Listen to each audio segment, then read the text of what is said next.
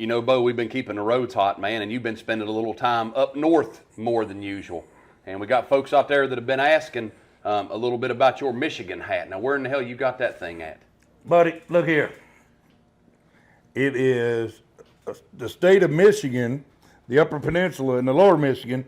The Lower Peninsula here actually is a skull. My little brother gave me this. He lives in Michigan, which some people may not realize this, but I am actually from the Upper Peninsula of Michigan. Now, I didn't really grow up there, off and on. I really grew up down in Florida and stuff, but I grew up on the Garden Peninsula in a little town, actually a village called Garden, Michigan. So yes, my little brother gave me this hat, and it's my Michigan hat. Well, and also being that you are a man of many hats, a couple weeks ago you came out of the great state of Vermont, known for its cheddar cheese and its maple syrup. But while you were up there, it seems you've made some friends. Well, we went up there to visit my wife's father, and the best man and Steve's best friend, which is Shelly's dad. His name's Ed Pike. Oh my God. Now, he was a soldier too for over 23 years now. Right on. He was also a soldier. Right on. So a good hard working man, crazy shithouse rat, loves to drink beer. Well, he owns Ed Pike Tree Service. Right there. He gave me this hat, and he didn't know that I was going to talk a little bit about him while we were there, while we were on the show. And I come up with this little jingle. I said, no tree too tall, no tree too wide. You call Ed Pike, and it won't survive. I think that's it. Buddy, he was tickled to death when you called me, and he said, man, I got to meet the JC and the Bo Show. Yeah, he watches the show quite a bit. Man, but he's a good motherfucker, man. He dips, man. He's got dip all over his mouth and shit like me all the time. Shocking. Drinks beer like a son of a bitch. Shocking. Me and him sat there in the great state of Vermont. I tell you what, Vermont is a fucking gorgeous ass state. People think it's all full of a bunch of libtards, but I'm telling you right now, there are a bunch of good old boys up there, man. I mean, it's probably the most beautiful place I've ever seen in my life. Better than Montana? Well, it's greener, put it that way. Right. For example, I said, Shelly, these are the greenest mountains I've ever seen in my life. And my wife said, no shit, dumbass, it's called the Green Mountain State. Yeah. Well, you know what? Listen, they had a militia during the colonial war against the British. And they were called the Green Mountain Boys. They have their own flag and everything. And they fucked some British up, man. To this day, look them up. The Green Mountain Boys out of Vermont. Which I had no idea. They played an actual big part in our War of Independence.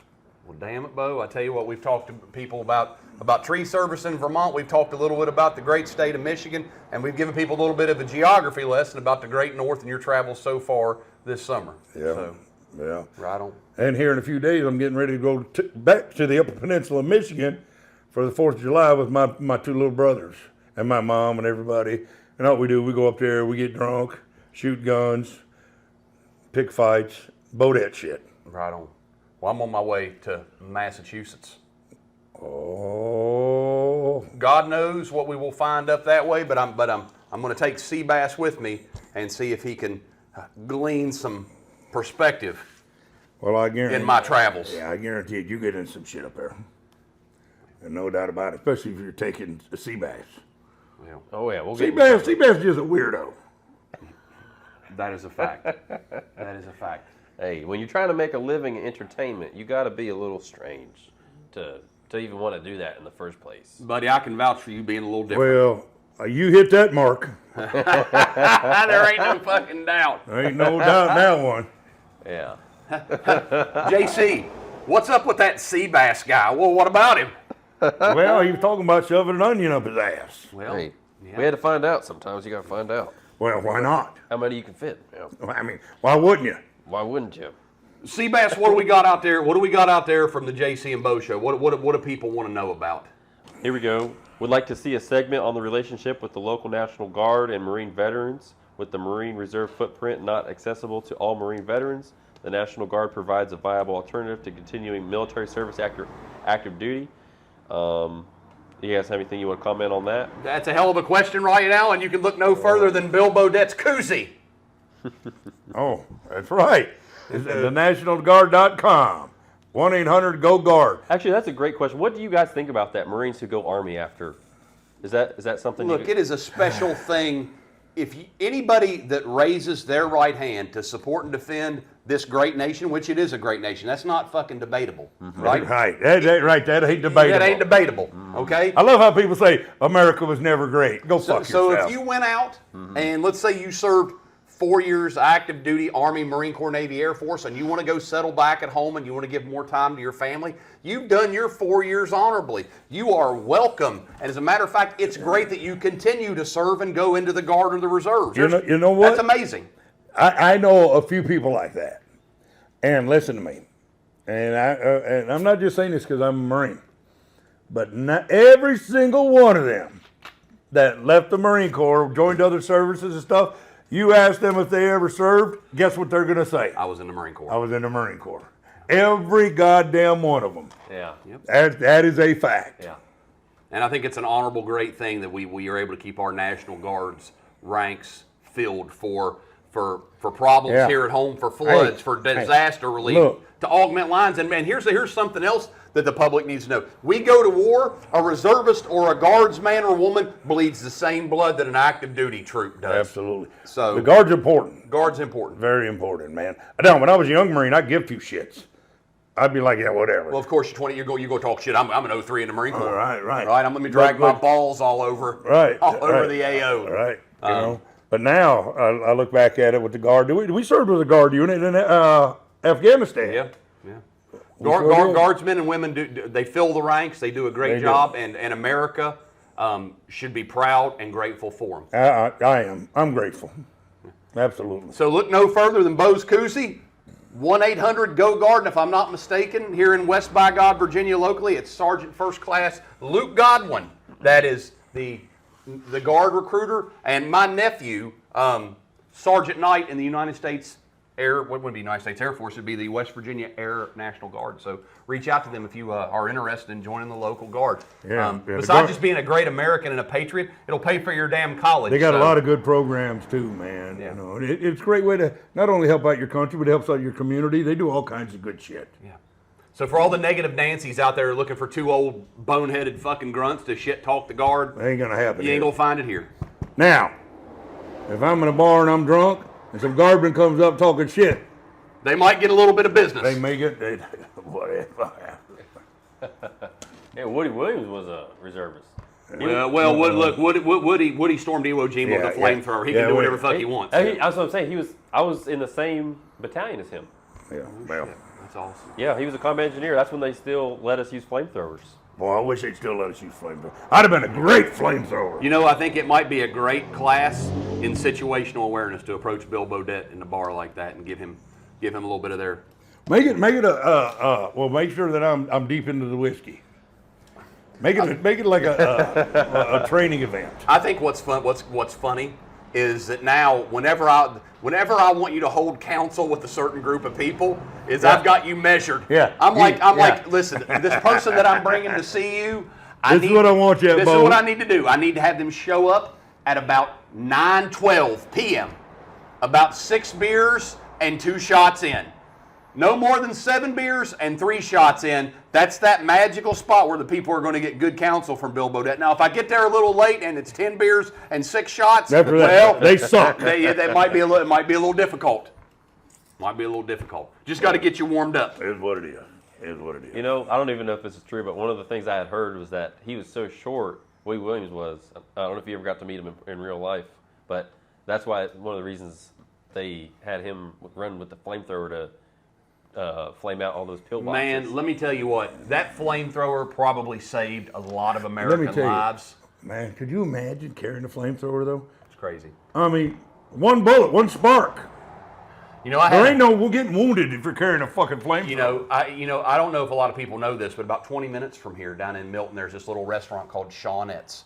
Yeah. And there's a hidden compartment in the back of Shawnette's, and that's where all the Marines are. He went there every he always had breakfast there. Yeah. And I remember I ran into Woody, and he said, well, come meet us down at Shawnette's and get breakfast with us. We're always down there. I forget the day it was. You asked him about his balls. Well, I did, and I walked in there, and I'm like, I don't see any old Marines in here, and all of a sudden here comes a red jacket. And they went back in this hidden compartment, and I looked at the waitress. I said, Woody invited me, and I'm a Marine, and I had 2 other Marines with me. We walked in the back, and there was Woody. I said, Woody, JC, you invited me? He goes, well, sit down. And I started drinking coffee, and he goes, did you bring that rocket launcher with you? I said, I got it in the truck. So I bring the Carl Gustav in, and Woody's like, I think he was 98 at the time. It's about a year before he passed. He says, I don't know. I said, Woody, it's only 14 pounds. I said, but with the bucket of balls you hauled up Iwo Jima, I'm sure you will have no problem shouldering this. And he shouldered that rocket launcher, and he's like, Semper Fi. I said, Semper Fi. Isn't it crazy, man? He all the way to Iwo Jima and back. You look at these old mountains here and these hills and these hollers here in West Virginia, and Woody Wilson was from right over there. Yeah. One of those hollers. You know, Medal of Honor, we're just fucking badass, you know? And just like Walter Philippek. Yeah. You know, when he told me that story. And he was from right over here. Boy, he was a colorful badass. Holy shit. You talk about a guy that has 0 PTSD too. You know? Well, Tokyo Rose came over the radio and said, what do you American Marines think you're going to do to this superior army of Japan? And he said, I thought to myself, and I said, well, I'm just going to whoop your ass and go back to West Virginia. And that he did, and they named the bridge after him. He's got a bridge named after him. You know, you got to think, a bad man, he spent about a month, I think, on Tarawa, 3 Purple Hearts in a month. In a month. In a month. That's a fighting bastard. So you know, God bless you, Woody. God bless you, Walt. Yeah, them guys are gone, man. Yeah, badass. I got to be a pallbearer for his resting in state at the Capitol, and his casket was heavy because of how heavy his balls are. I'll tell you what. That's one of the last times I seen you in uniform. Yeah, I had them blues on. Sergeant Morris. My God. Yeah, badass, man. Yeah, we're getting ready, buddy. Look, we're getting ready to run up on the 250th anniversary of this great country, it's because of patriots that we just talked about. Woody, you know, Walt, you name it. Jim Capers just got a Medal of Honor. Thank you. You know, I was one of the people that signed that petition to get him his Medal of Honor. That's awesome. I did. Sergeant Major Battaglia contacted me and wanted me to know if I would sign the petition for him to get his Medal of Honor. You goddamn right I did. I signed it. What a fucking badass he is. What a hell of a military lineage for such a young. We're a young country. Yeah. We're a young country. The lineage we have and the things that we've done. I think we talked about this before. We crossed a river at Christmas to go take out Delaware. redcoats. Yeah. Frozen Rash River on Christmas, right? Yeah. To establish this great nation, man. Yeah, I'm getting pissed off at a lot of the shit I'm seeing now. All these goddamn Democratic socialists. They're not Democrats. They're fucking socialists. And they're communists. You know, fuck you. Get me fired up. I ain't even on the whiskey. Well, you don't have to be on the whiskey to say fuck you to them. They rate every bit of that. I agree. So. Let's talk about something else. Yeah. I feel like. Hey, you know what? I've got one. So we had a comment a while back, and this rubbed me the wrong way. Oh, I know what you're thinking. And this was a guy that was like this was a Marine. I think he was a MARSOC guy. I didn't look at his Facebook page. I didn't go stalk him. Mm-hmm. But he's like, you guys need to stop living in the past. Mm. Okay, so I'm sure somebody out there has thought that. Well, I have a present, and I think we're relevant. And by our travels, everything from general officer to a private that's still wearing the uniform, you know what they say every time they see us? Thank you for what you say. Thank you for what you do. You guys speak truth, and you make sense of real world, current, and problems that transcend all generations. So, you know, we could never do a podcast again, and there's not going to be a piece of my life missing. No. Well, you know, look, the shit we say needs to be fucking said. That's it. It ain't about living in the past. Go fuck yourself living in the past. You know, the shit we say needs to be said because people that usually say shit like that, they ain't got the balls to say shit. Right. And fuck him. Yeah, ain't nothing but truth from what we say. And if we didn't think it made things better for people out there, we wouldn't have a fucking show. Even at the expense of not getting clicks or growth, because everything we post isn't just negative, lying bullshit. Right. I mean, look, if you want to go find a couple fucking Stolen Valor SOCOM guys to go do a goddamn podcast, there's plenty of them out there. If you don't like two old grunts just telling truth, fuck you, go watch something else. Yeah, I agree. Yeah, I was about to say, this show is not you guys sitting here over embellishing stories from your deployments. It's No. you can because there are guys doing that. We just hey, look, man, we want to shine a good light, show some fucking grace, and talk about how great it is to be American, how great it was to have served in the Marine Corps. And if we can offer you a little widget of advice that's going to help you get through your day, week, month, year, hey, man, we're here for you. Absolutely. Absolutely. You know, this show just isn't about being in the Marine Corps infantry. It's about a little bit about everything, life. Yeah. You know, and our life lessons we learned. Now, granted, most of those life lessons I learned in the Marine Corps, and it's carried me on over. You know what I'm saying? Now, I had to learn the hard way sometime, but goddamn it, I learned, you know. We happen to be part of something that made us sully forth our best effort. I agree. And made us become the best versions of ourselves. Yeah. And we talk about we try to talk about amazing stuff. I mean, look, if we were a bunch of fucking infantry snobs and we've done this and we've done that, we had an air wing guy that by any fucking standard was in this garage a month and a half ago and spilled his guts to take the weight of the things that he's been through. What a badass. What a badass man. Probably wasn't trained properly, but took every little thing that he was given, every little nugget, he made it into something. He inspired his Marines, and he he wasn't trained as an infantryman. No. You know, and he took his Marines' life, limb, and safety to a whole nother level. Man. He was amazing. So proof's in the pudding, man. We'll put a badass of any walk of life in I here. agree. He was fucking amazing. Yeah. That's one of the most amazing conversations I've ever had with a Marine. Was with that air wing captain. Yeah. Captain Millage Wilson, Prosperity, South Carolina. Yeah. God bless you, Millage. We hope you're watching. God bless you, brother. Yeah. So if you're out there hating, fuck you. We got no time. Yeah. We ain't got no time for you. Remember one guy said something about suck your balls or something?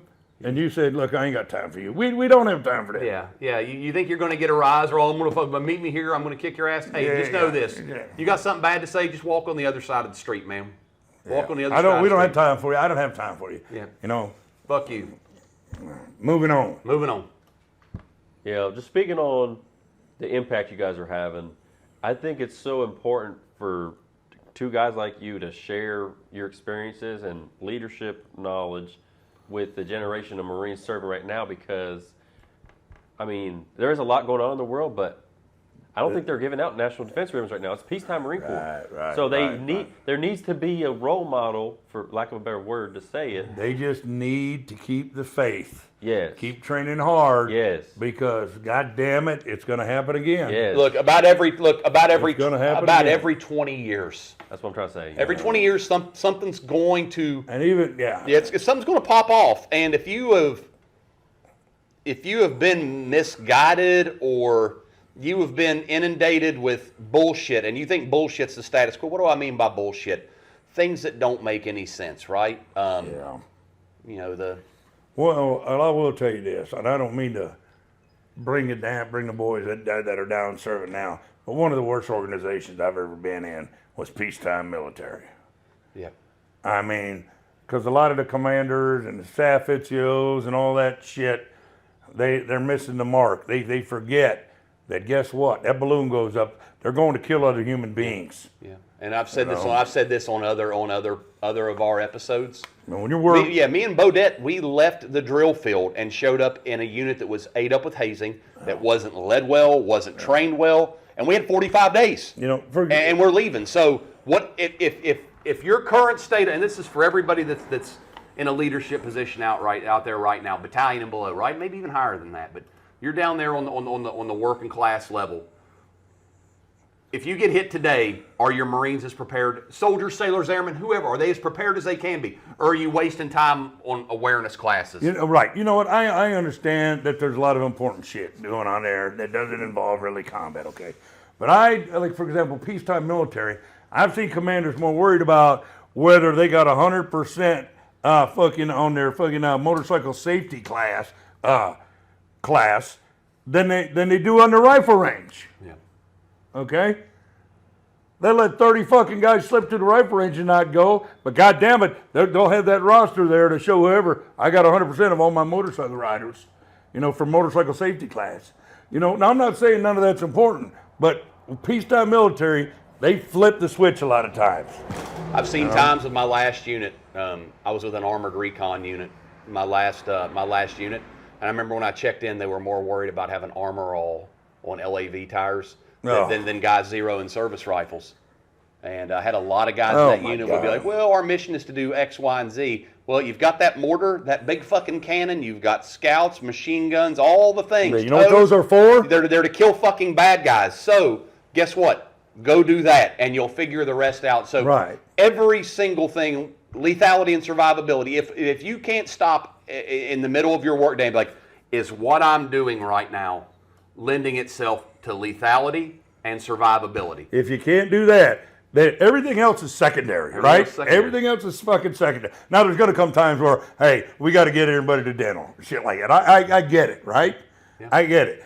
But a lot of times, I have seen it, and people can't tell me that they haven't seen it, that's been in a while. They totally forget about the warfighting aspect, and they go towards some political bullshit of making sure they have this type of class, that has nothing to, but yet you got 350 cals that are down in the fucking armory, or the machine gunners ain't shot fucking live round in 3 months. Get the fuck out of here. Hey, fight hard, play hard. Right, everything else will fall into place, right? Amen. All that other secondary shit will fall into place if your unit's training hard. That's it. That's it. This is actually perfect for segue for my next question for you guys. Yep. And we don't have to talk about this if you don't want to. You can tell me. Go ahead. But my question is, with everything going on in the world, right, and especially in social media amplifying individual people's voices, like it feels like everyone's got something to say about what's happening in these wars that's developing with Russia, Ukraine, Israel, Palestine. But at the end of the day, when you're speaking to war fighters, you don't need to be worried about whether it's right or wrong. You need to be worried about coming home alive, and being good at what you do, right? And so, what would you say to guys that are in right now who are maybe having these thoughts about like they don't agree with the politics of it? We serve the President of the United States, and according to the Constitution. That's about all I'm going to say about that. Yeah. We are not politicians. Right. We're United States Marines. Right. We fucking take orders. We maintain our discipline. We attack the hill, and we take the fucking hill. End of story. You see what happens when we try to socially engineer our military. Right. Oh, there you go. You see what happens? Great fucking point. You see what's happened and look, it just happens to be that the previous administration was a Democrat, right?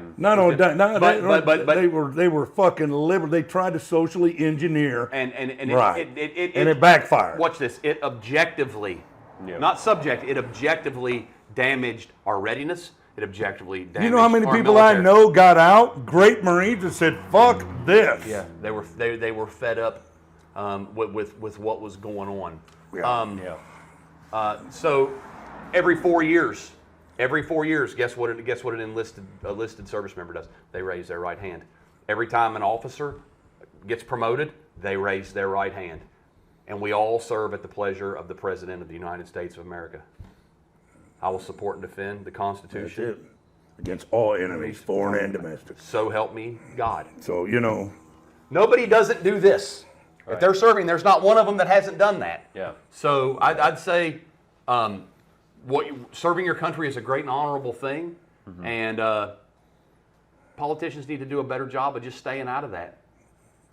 Yeah. And service members need to do a better job at staying out of that. Yep.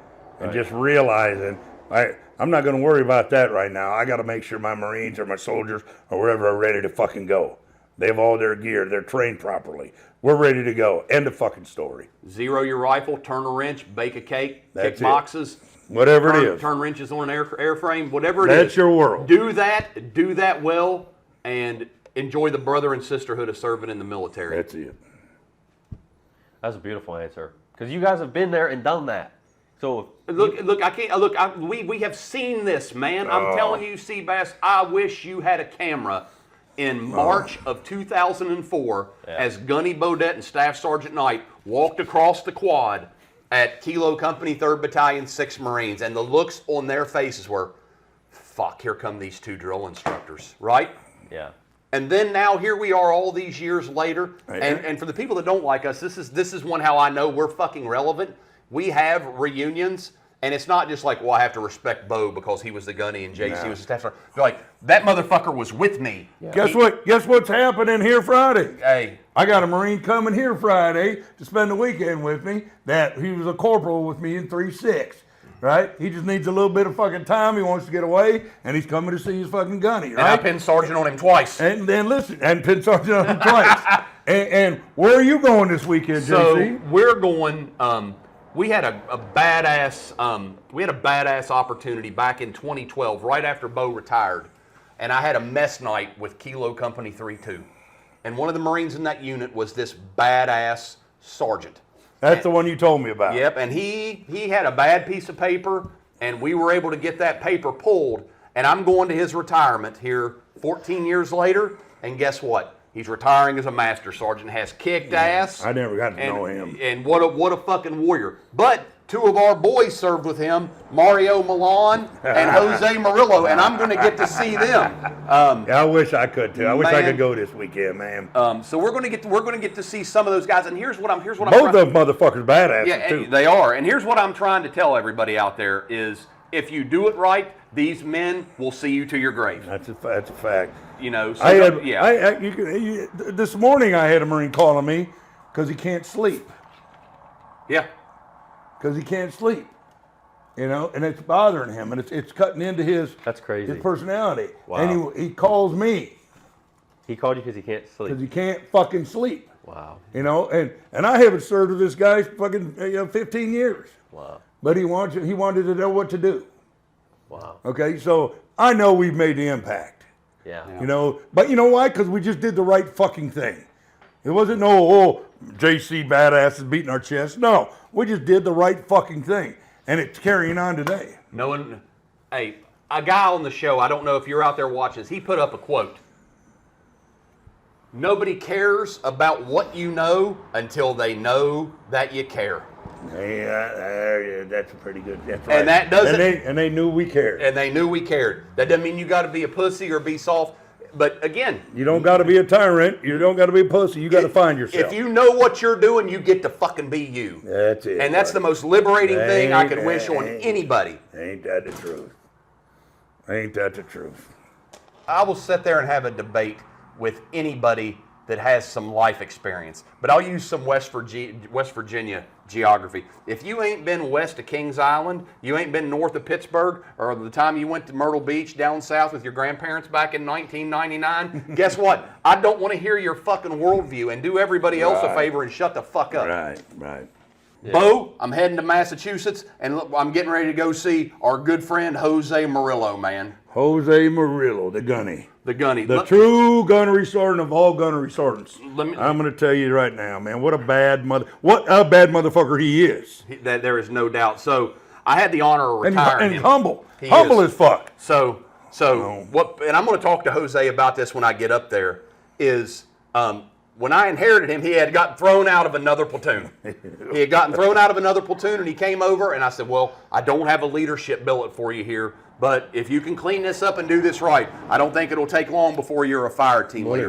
And what a whirlwind of a badass he was for us in Iraq in 2005. Just an absolute animal. What are the decorations he's got now? He's got like fucking 5 decorations for valor. He's got like 5 V's for valor alone. 5 V's. He gets busted down, gets in trouble a couple times, but then he becomes a martial arts instructor trainer, successful tour on recruiting duty, 5 combat V's, takes a platoon to war as a sergeant, which is rare. You know something about that, being a sergeant, platoon sergeant. Yeah. And all of a sudden, he's back on Easy Street, gets selected for master sergeant, says, "I'm going to go ahead and cash my chips as a gunny." But my short list of badass dudes I've ever met in my time, he's right up there with Dave Taddy. He's one of the toughest, baddest Marines I've ever met. Me too, man. I mean, he's just a joy to be around too. And he is. He's great, man. He's great to be around, man. So, I mean, when you talk about a Marine's Marine. I remember one of the funniest things. We had this one lazy. I spent a few nights with him out at Hooters. Oh. Back when I was a gunny and he was a corporal. Hey, I had this lazy staff sergeant that was in weapons platoon that never wanted to get up and do anything. And it was a day you and me had to go do that chow run where all those Iraqis got blown up. Yeah. And that dude came storming out of the hooch. He goes, "It's bullshit that I've got to go do this because you're going to do this." And I went to turn around before I could motherfuck him. Murillo's got his gear off. I'm like, "Murillo, put your fucking gear back on." You know, I can't have a Lance Corporal bowing up on a staff sergeant, but boy, like a dad, I was proud as fuck. He was trying to take care of you. He was getting ready to throw down with his staff sergeant because another staff sergeant talked shit to his staff sergeant. Yeah. He wasn't gonna let that happen. Yeah. That's fucking loyalty there. So he said, "Fuck it, I'll take another fucking NJP." So Bo, any message you want me to carry up there to Jose? No, just tell him I love him. And fucking about it. I got a question for you guys. What's up? So part of what I want to do with this show, right, as y'all's producer, is give civilians or people who've never served a glimpse into the kind of meat eaters you guys have served with and that you guys are, that have the grit to go to the edge of the empire and do what needs to be done to preserve peace and freedom here. So, like, you're speaking very highly of somebody right now. What are the kinds of things that you admire about them that make you speak so highly of them in this moment, right? Like, they are they're courageous. They have commitment. What are these? All of those. All those. You know what? All of them, man. I remember I got in a You bad. can't put your finger just on that. Right. And one, you know. I remember I got in a bad accident in Iraq. I broke my tailbone, got a concussion. I was there. Rolled both my ankles. I damn near, I could have died. And I was fucked up. I carried the wounds from that accident. My ankle still bothers me. And my first night after I'd healed up, I'd laid on my back for about 2.5 weeks, and I was fucked up. My first night back, I said, okay, I did what I always did. I'm going to go out on post. And I went out on post, and the first time I went to post, guess who was on post at about 2 o'clock in the morning? Lance Corporal Jose Murillo.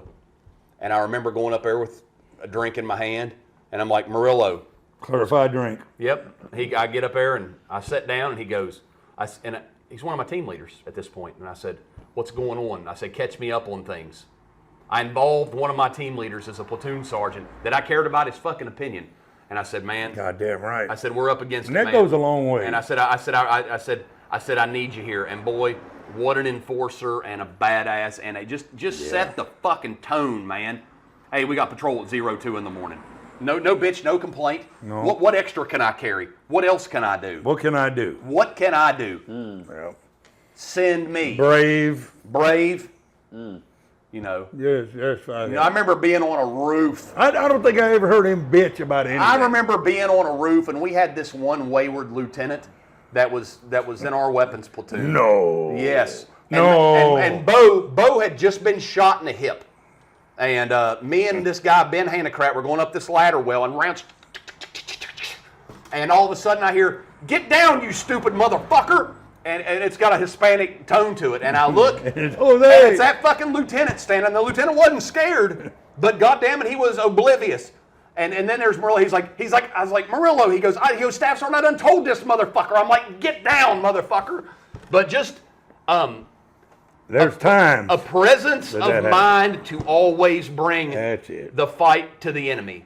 And listen, he carried himself in such a manner that if I'm looking through binos and that's what's coming to fight me, pack up, Bo. Yeah. We're leaving. I don't want none of that. Yeah, he's good shit. None of that. Make no mistake about it. So I'm looking forward to catching up with Jose. Yeah. But I want to talk a little bit about Mario Milan. I want to talk about Mario Milan. Let me tell you, when it comes to JJ Did Tie Buckle, and there's a picture of dependability. In the Marine Corps dictionary, there is a picture of Mario Milan. And every time I can remember being... I always seen him with a smile, you know. Always a smile, always a can-do, and one of the nicest, most proficient, good infantrymen I ever had the opportunity to serve with. Milan, I need you to carry this today. I need you to do this. Milan, I need to borrow your saw. He did, in fact, loan Bill Bodette a saw, and you know what? That saw may have very well saved your It life. sure as fuck did. You know what? Look, I knew what kind of Marine he was. We were getting ready to go out on patrol, and we used to have the 240 Golf on the swing arm. Well, we were going through some tight areas. I knew exactly where we were going. So I wanted a smaller weapon, but I wanted an automatic weapon. So I looked down, I see Milan with his saw. I said, Milan, I need to use a saw. No problem, Gunny. Boom, here's my weapon. Did I look at that saw? Did I check that saw?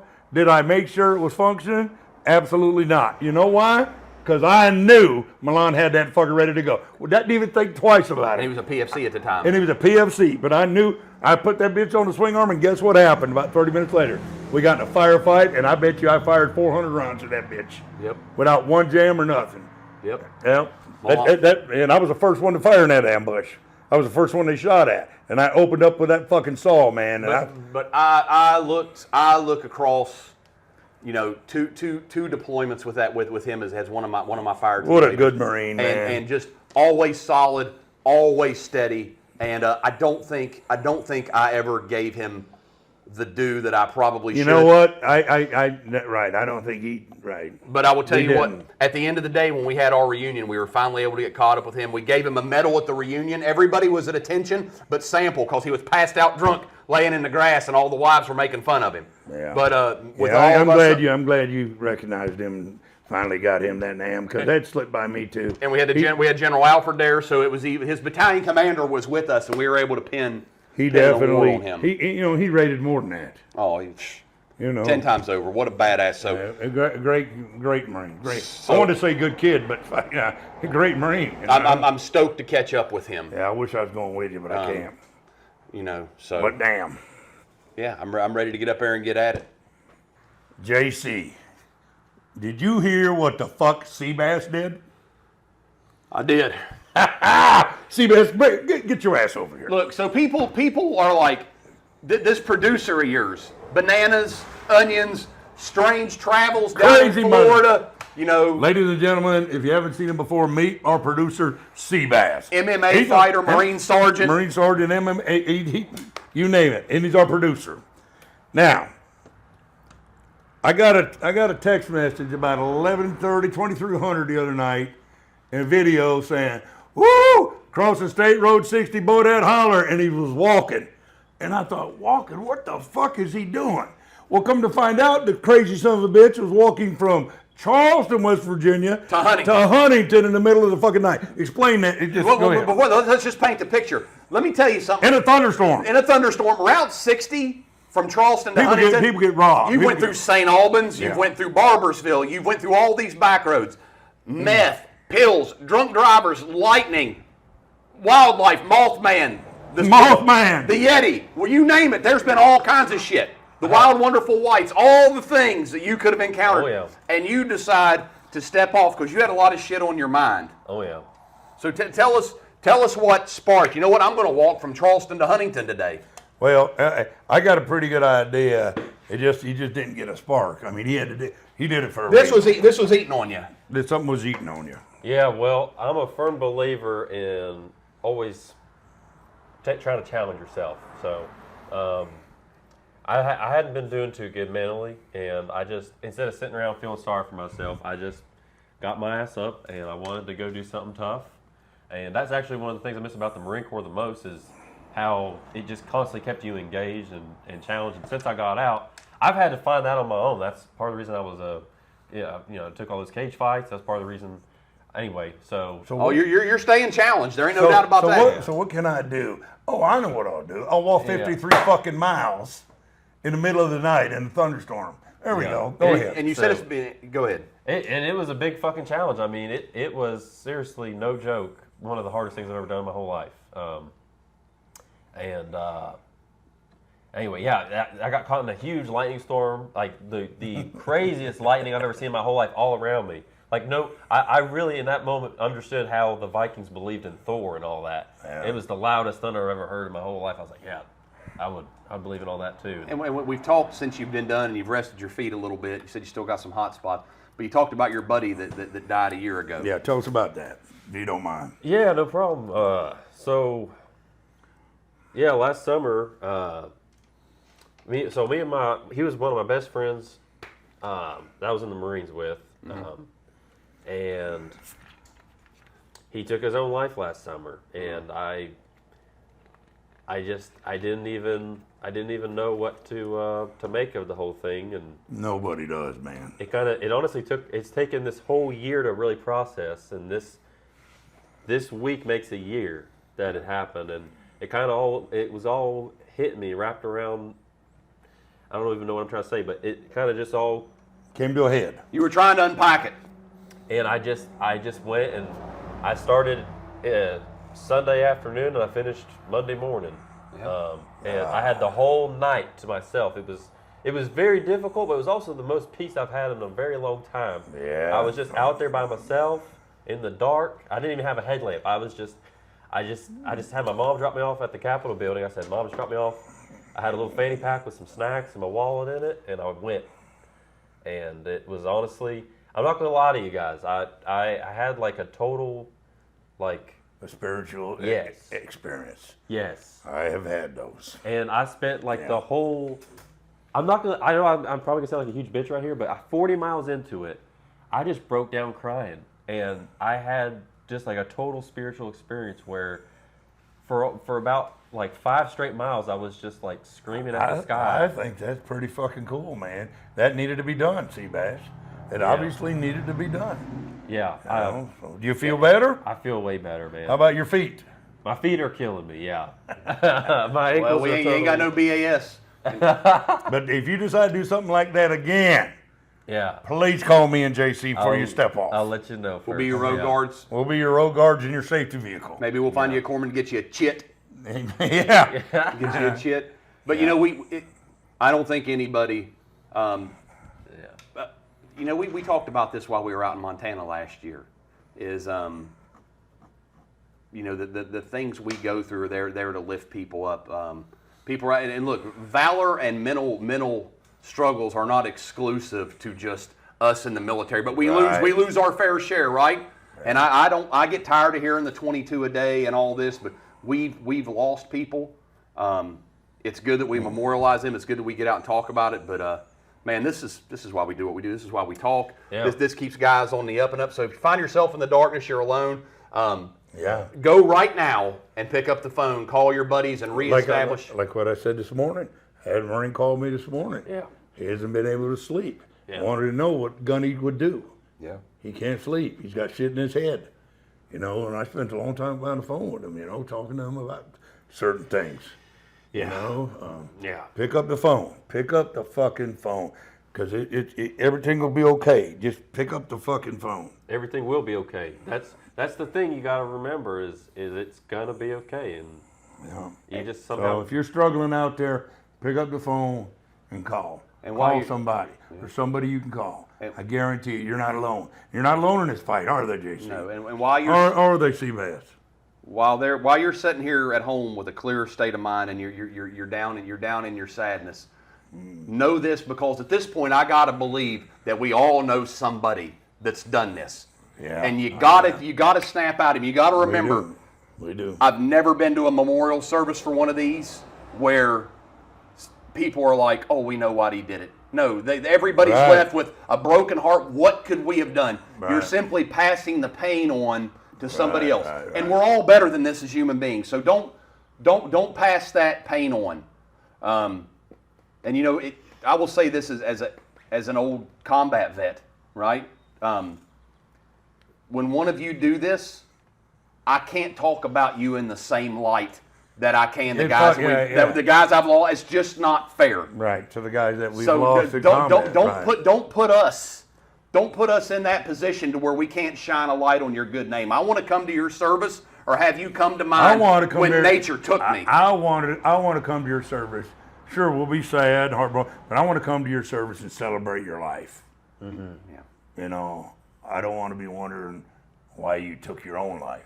You know, I don't want to That's comfort your about- family and be I- like he was this, he was that. yeah, because it's hard for me to do that. Because they're still going to sit there and say, "Well, we don't know why." Well, we don't Right, either. right. So reach So out. It's a selfish thing to do. Yeah, reach out. Reach out. Let it happen. But you know, these people are in such a dark fucking place. Yeah.